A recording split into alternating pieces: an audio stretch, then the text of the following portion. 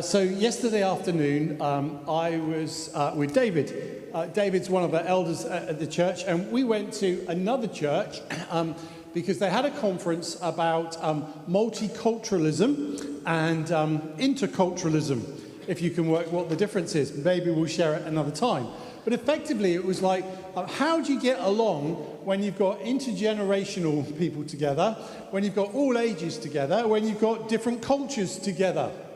And one of the main things that they came across with the idea is that when you're blending or coming together, depending on where you are, there are some times that you have to make sacrifices. But there are also times when you don't understand one another. So here's a classic example. As Brits, if I was to ask you, how are you? Now, as a pastor, I'm expected to receive the information and go, oh, that's nice. But usually, when we say, how are you, we're not really interested in how you are. We're just saying, how are you? Because we don't want to talk about the weather, but we do want to engage with you. How are you? I'm fine. Okay, that's that conversation ended. Now, if I was to ask my brother over here, David, how are you? He's going to settle back and he's going to give me the whole deal. Work, God, family, personal life. And after 15 minutes, I'm going, all right, I'll change the question next time because I am interested in you, David. So it's just different. It's just different. But questions are actually something of every part of our life. Some of them we dismiss, some of them we're interested in. So some of the ones that we dismissed is, we often say, how are you? I'm fine. We dismiss it. Depending on the severity of the situation we find ourselves in, when someone says, how can I help? We're either irritated or go, yes, please. If you're shopping and someone comes up to you within about 10 seconds of you being in the shop and they go, how can I help? I'm irritated. Is that just me or is that because I'm old? No. Okay, there's about 3 or 4 of you. Thank you for looking after me. So, questions sometimes demand an answer, but sometimes they can be, irritating. We're going to take a look, again, we're coming back to questions that Jesus asked. The scholars will tell us, and Helen being one of them last week, a couple of weeks ago as she opened us up, reminded us that Jesus probably asked about 300 questions. Very rarely did he answer a question actually with an answer. He gave a question instead. And we can see this in a moment. And so we're coming back to this whole idea of questions that Jesus asked. Some of them you'll be familiar with. Not how can I help you, but similar. Who do you say I am? Do you love me? Do you want to get well? Why are you afraid? But why does Jesus ask these questions? Surely the Son of God knows the answer. Yeah, he does. But why does he ask the questions? He asks the questions to help us to understand what actually the answer is. He's taking us on a journey. We're going to look at an amazing question in a minute. It's repeated a couple of times in chapter of Mark, chapter 10. It's the story and the setting and the background of it is that we're getting close to Jesus' crucifixion. And he's got questions about what's going to happen, and they're walking, and they're coming out of Jericho as well. And as they come out, there's large crowds around. The disciples come up and ask him a question. But also, there's an individual a bit later on who shouts out, Jesus, help me. And they all say, shut up, be quiet. We'll find out why in a moment. But he was desperate. And in the desperation of the crowd, there's this beggar saying, help, help, help. And the Creator turns to the beggar. The King of Kings turns to the beggar.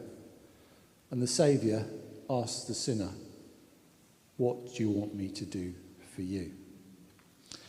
This question has troubled me a lot this week. Maybe as you're thinking about the question for yourself, and I ask it to you, if Jesus was sat next to you right now, and he was to ask the question of you, how would you answer when he asked the question, what do you want me to do for you? What would your answer be to Jesus? For some of us, it will be, I'm struggling in my marriage. For some of us, it would be, I'm struggling in relationships. For some of it would be, I'm struggling with my health. For others of it, it would be, I'm struggling at work. I want out. And so, what would be, and I asked the question for you, and I've been thinking about it, if you could answer with one idea, what would the one idea you want from Jesus today? So Jesus is leaving Jericho. The end of his earthly ministry is coming. In a short time he will enter Jerusalem. The crowd is following him. And we want to pick up and read chapter 10, verse 35.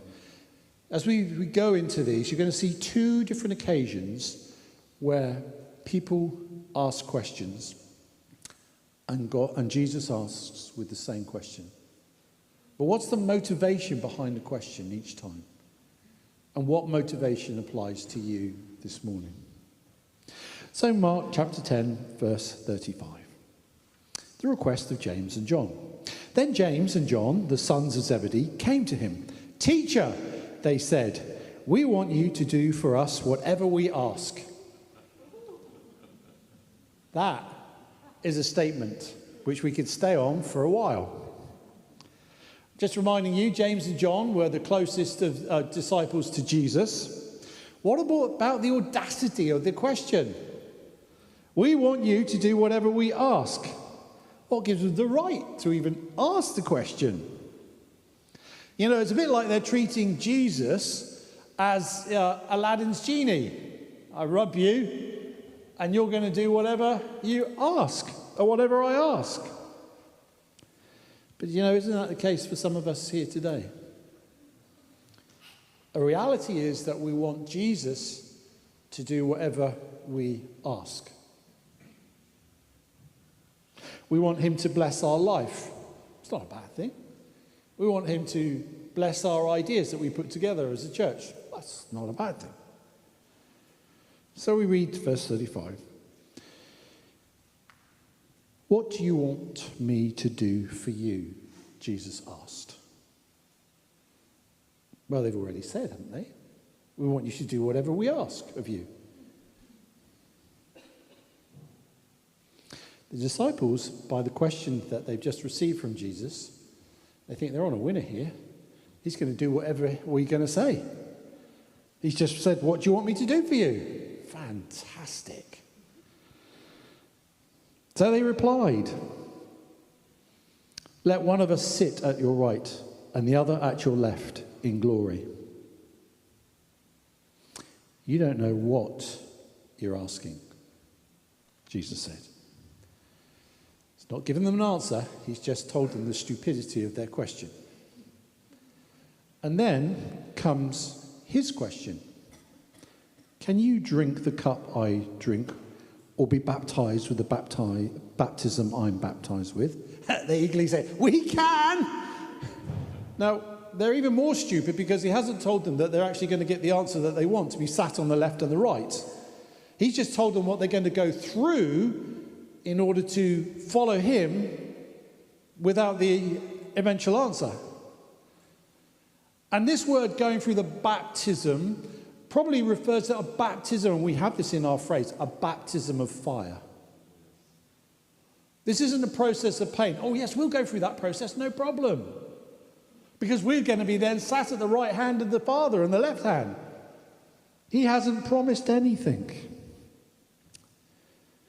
Jesus said to them, you will drink the cup I drink and be baptized with baptism that I'm baptized with. But to sit at the right or the left is not for me to grant. These places belong to those whom have been prepared.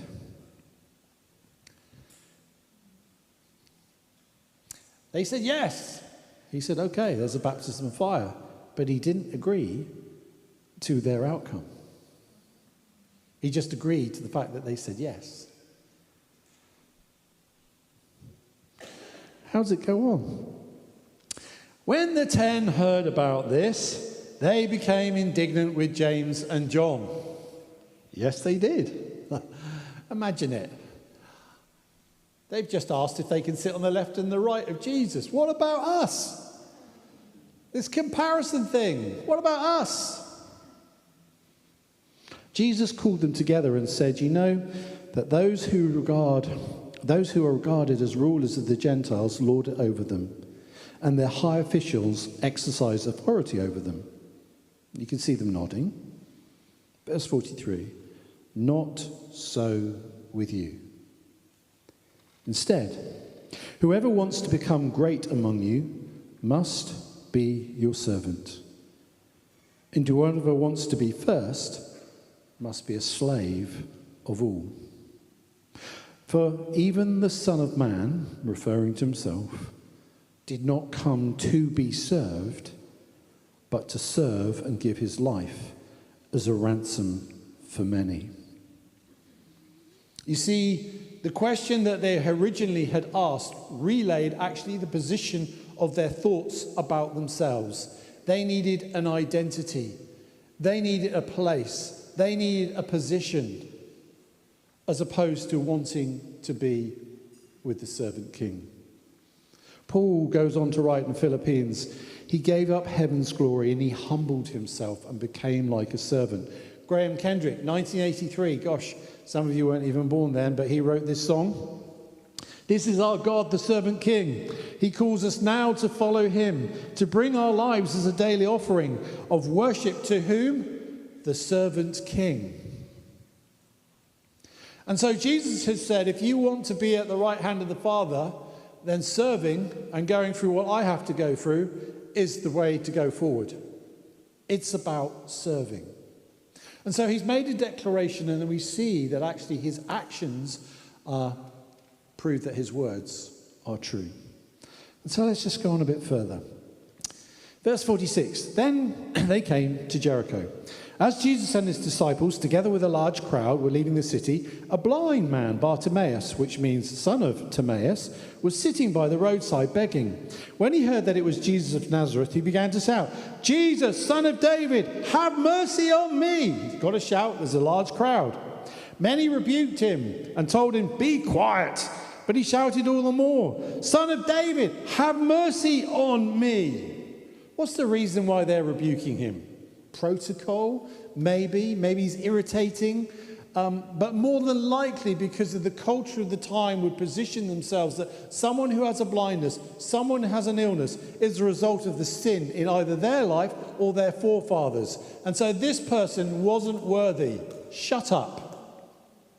Stop being a bother. You've already shown your true colours.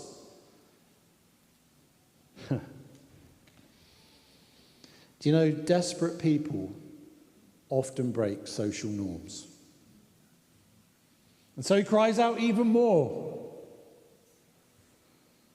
And there's nothing wrong when desperate people, especially those who are crying out to know help, someone to help them. He's been like this for years. No help. And this is the one opportunity that someone can help. And so he cries even louder. Jesus stopped and said, call him. So they called to the blind man, cheer up, on your feet, he's calling you. Throwing his cloak aside, he jumped to his feet and came to Jesus. Here comes that question. What do you want me to do for you? Jesus asked him. He focuses first on the introduction. He calls him. And then he asks him, what can I do? And what does he say? Go, said Jesus. Your faith has healed you. Immediately he received his sight and followed Jesus along the road. Jesus asked the question twice to two different sets of people. One that wanted position, power, and authority, and showed the true reality of their relationship and what their identity with him was. And the other revealing actually the desperation of needing someone, and someone who could potentially help. He just, Lord, have mercy on me. And Jesus asked, what do you want me to do for you? Doesn't really answer. It's obvious. He's blind. He still asks him, though. He knows what the issue is. But because the man got to his feet, because the man got that opportunity, he was hungry, he was desperate for Jesus to be involved, to help him in his blindness, God honored his faith. One request was self-promotion, the other was transformation. The question for us today is, when we ask the question, what are you going to do for me, Jesus? How do you answer? Is it to make your life better? Is it so you can see? For some of us, we don't know Jesus, and we're blind to that fact. He didn't know Jesus until then, and he was set free, he could see, and then he was able to move with him. He followed him. And some of us have got so, as it were, what's the word I'm looking for? Sidetracked, or we've got blindsighted. We've forgotten who Jesus is and what he does. That he's the one who calls our name. He's the one who does the making and changing of life. What can we learn here together this morning? Firstly, Jesus wants to do something for you. There's not one person in this room who Jesus doesn't want to do something for you. He wants to serve you. He wants to give his life for you. That's amazing. The Creator serves the beggar. The King serves the scoundrel. And he does it. And he shows that actually what he says is true. So he wants to do something for us, and he wants to serve us before he calls us. He served this man, he called him by name, he changed his sight so that he could see and that he could follow. There's that phrase that we read earlier in 45, for even the Son of Man did not come to be served, but to serve and give his life as a ransom for many. Bartimaeus received his sight and then followed Jesus. A changed life can become a useful life. A blessed life can become a blessing. A served person, Jesus has served me, can become a servant. I just want to reflect on church and our culture at the moment. In our culture now, everything is instantaneous. So we have instantaneous information. We have instantaneous pleasure. We have Netflix as well. Yay! Other servers are mentioned. Would you like to buy it for me free? We have those. We get those. We stream services and we consume them. And if we're bored with them, we scroll left, we scroll up, we scroll down, or we shut down and move forward. How long do you take in your family to choose a film from Netflix? Some of you, no. I tell you, this is a whole new realm of intrigue for me. Choosing a film with my wife probably needs a week's notice, some categories, and also who gets eventually to choose. It's the kingdom of God is not a consumeristic kingdom. Church, ladies and gentlemen, is not Netflix. You don't view something and then shut it down and walk away. That's the culture that you're given, to consume something. Church is a family where every single person is a participant, where no one is redundant, where everybody gets an opportunity to serve everybody because we're a body. If you don't serve in whichever capacity that God has created you or made you to do, then I'm a lesser person for it. And it's not just about serving here on Sunday or at church, or it's not about that. Where God put you, you serve. You serve the King in your work. You serve the King in your neighborhood. You serve the King in the way that you are as a family. You serve the King in the things that you say to the shop person. You serve the King wherever you are. You serve the King in the way you conduct your business. You serve the King when no one else sees, but you count the money. You serve the King. He's the King. He sees everything. But yet, we get to be part of a family where we serve as well, together. The church is not Netflix. We're called to participate because I need you. And some of you need me because we've each got a different part to play. We've seen that this morning.